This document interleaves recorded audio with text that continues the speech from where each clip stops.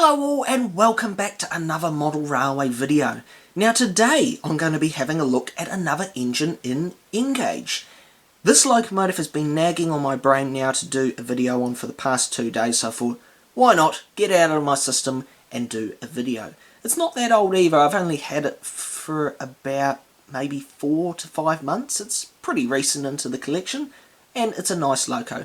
Not only is it going to be N-gauge again, but it's also the very first tender engine I've done a video on. So it's a larger loco today, and I hope a good one to look at. So here's the model. This is Graham Farish's Castle Class. This is Tiverton Castle, number 5041. It's a brilliant steam locomotive by Graham Farish in the British Railways green colour with the early crest. This, of course, would have started off life in GWR colours, but then when British Rail came along, it became one of their engines. So, I'll do the normal. I'll have a close look at this thing on the white background, and then I will give it a run for you guys. So, we'll get to having a look at it. So today, folks, I'm going to be doing things a little bit differently. I've had a look at some of the other videos I've done so far, and I have noticed I have waffled on quite a bit about the detail. So I am going to be looking at the detail, of course, but I'm not going to be doing it to the extent as I normally do it. If you do like that method though, looking at every bit of detail, please leave something in the comments and I will continue to do it the other way if there is a few people that do want it that way. So, we'll start with the front of the engine. I've chosen to zoom in on it and have a close look at that first, and have a look at the details. So, you've got the 5041 print on the plate up the top here, smoke box dark below it.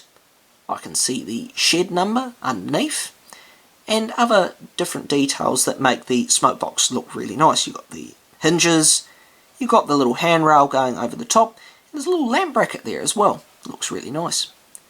Chimney up the top, it's painted with a copper top on it. It looks really nice, and there's other bits of detail down below here as well that look really good. Of course, the buffer beam, the buffers, you've got the little air hose, N-gauge coupling. There's a slot there to put the screw link coupling in as well, which is included in the detail pack that you've got to fit yourself.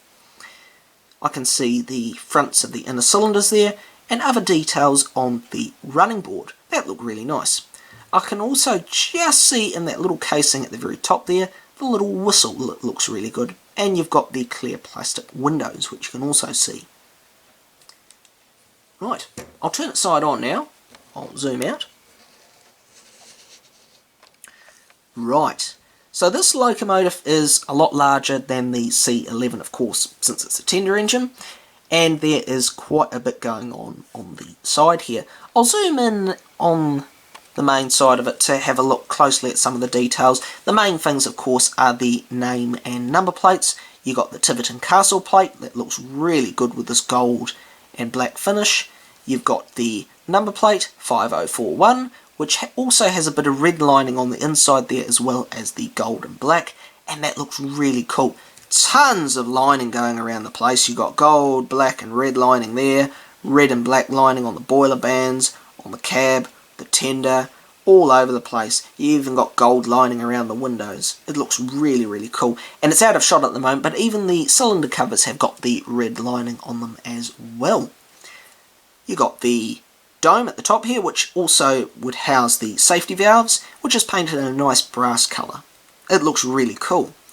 Handrails on the side, painted in the black colour, and you got the black cab roof. And you can just see that whistle cover from the side. Looks really, really nice. So, one feature I really want to point out to you while I've got it up close is these driving wheels. Now, Graham Farish's earlier engines, the driving wheel quality, the space of the spokes and that, it was not great. They were very chunky. They didn't look realistic. But you've got to consider the fact they are N-gauge. But these ones here, they've done a really good job. The spacing of the spokes looks really realistic. The connecting rods going between them, they're not bad either. It looks really nice how they've done it.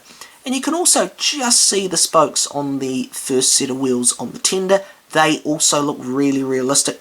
They look good. I like how this engine's wheel set has been done. The driving wheels, the tender wheels, even the pony truck at the front Looks really, really good. There's also other details going up. You've got the steps on the tender, on the cab. You've got the nice cab area. It looks really good. I'll try and have a look at some of the cab detail. You've got a little footplate that folds down. And you've also got the link between the tender and loco, which is a fine bar. You can see the wires there, but it doesn't stand out that bad. It looks quite good, well hidden. I'll zoom right out so you can see the engine as a whole, and you'll also notice the early British Railways crest on the side of the tender, which looks also really, really good. And of course, tons of other detail to feature as well. I'll turn the engine to the back of it now. Just heard a noisy car go past. Ooh, don't want that pony truck to be hanging out. Pull it forward a bit. Right, we'll zoom in. So you got a plate on the back. I would assume that's the builder's plate. I could be wrong, but that looks really nice. You've got these little, I believe, steps that are leading up to the back of the tender. You've got rivet detail going all over the place. Again, one of these air hoses, buffers, buffer beam, hole for the screw link coupling.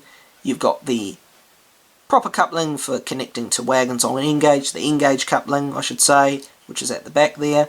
I can see the water filler cap there, and then this thing in behind it. I'm not sure what these are. I've been told before what that is for, but it's to do with the water, I think, like, circulate, I'm not sure. But yeah, there's a nice detailed dome over the top there. It looks really, really good. You can only just see the water filler cap from where I am at the moment, so I might turn it on its side so you can see that. But yeah, it looks really good. And you've also got on the side here, nice fine handrails. They look really tidy, really nice. I'm going to show you the other side of the engine as well, is because there is some different details on the locomotive, which I will show you. And it is simply, I can see there's the reverser linkage there, I believe that's what it is. There's some other small pipe work going on there, and I can see there's a pipe heading off the smoke box just there. Don't know what that's for, but yeah, really finely done, looks really, really good. And you can, of course, see now that I've got it zoomed out, you can see the cylinders, which are the common GWR design. The King class has this sort of system as well, where the cylinders are set back from the smoke box a little bit, closer to the driving wheels, and yeah, different to some of the other 460s that the GWR employed, which had the cylinder typically in the centre of the pony truck. You can also see from this angle, just at the front, you can see the little lamp brackets on the front there as well. They look really, really cool. Now, we'll try and get a view of some of this cab detail, because this engine is rich in it. In fact, I'll turn it the other ways because the light's a bit better. Let's have a look. Let's see if we can catch some of that cab detail. Oop, gone out of focus. Bring it back. There we go. So you can see that foot plate right there for the tender. In fact, can I push that down? There we go. I've pushed it down. So that's now in place. I can see the firebox door detail. Plenty of pipe work, which has also been painted. And the little gauges. Now you've got to consider here, like Hornby do a lot of cab detail on their engines, but they've got a bit more room to play with their larger, whereas these are a lot smaller. So to get the level of detail that they have done inside this very small cab, I commend Graham Farish for that. They've done a really, really good job. It's real tidy too. I can see even from this view, there's no sloppy paint marks. It looks really, really good. And you can also see, if I zoom out a wee bit, you can see the coal load there as well. That looks really nice. It's not really chunky coal. It looks nice and grainy. It looks realistic. It looks really good. So I'll also do a final look at the top of the engine. I'll gently lie it on its side. I just don't want to lie it on the driving rods too hard. But yeah, you can see the coal load from the top. You can see the water cap there, that little dome I was talking about. And the top of the chimney, the dome, the cab, the whistle, and other rivet detail going on there. A very, very nicely detailed model. So yeah, that is the look at the detail for this machine, and as you can see, it's got plenty going on with it, and I love this British Railways finish. It looks really, really cool. I like the Western region finish, but the British Rail colours, I have a lot of British Rail engines, so it blends in really well with the existing fleet.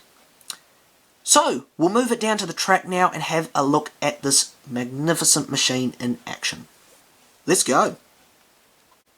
So there we are, the engine is on the track, and it is my small engage layout again, so it's only a tiny loop, but still more than enough room for this engine to show us what it can do. So I'll run the engine light to start off with, and then I'll hook it up to a set of coaches. I've got a nice set of crimson and cream passenger cars which are going to be in behind it, so it'll look really, really nice. So we'll send it on its way and see how it does.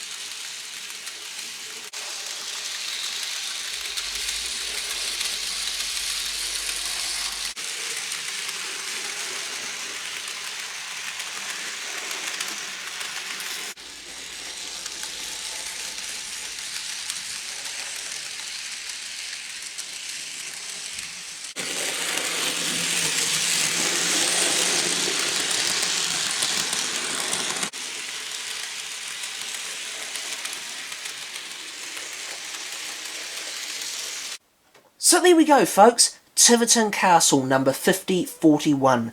A brilliant steam locomotive by Graham Farish. And for an Engage locomotive, it has got tons of detail. It's been really well executed, especially as you can see, even in the cab, the fine pipe work, no messy paint. It looked really, really nice.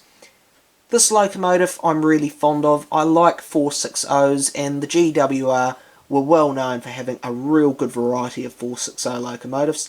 And this one in particular for Engage for me, I've really enjoyed having this in the collection. Really good addition.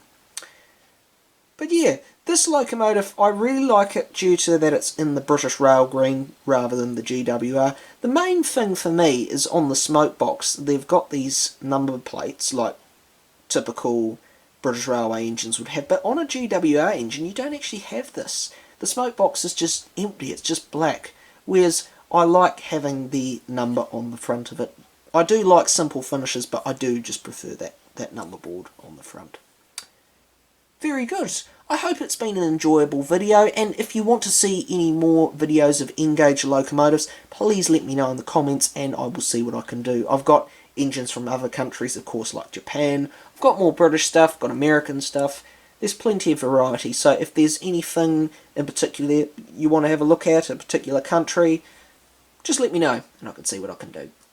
For now though, hope it's been an enjoyable one. Have a great rest of your day. Bye for now.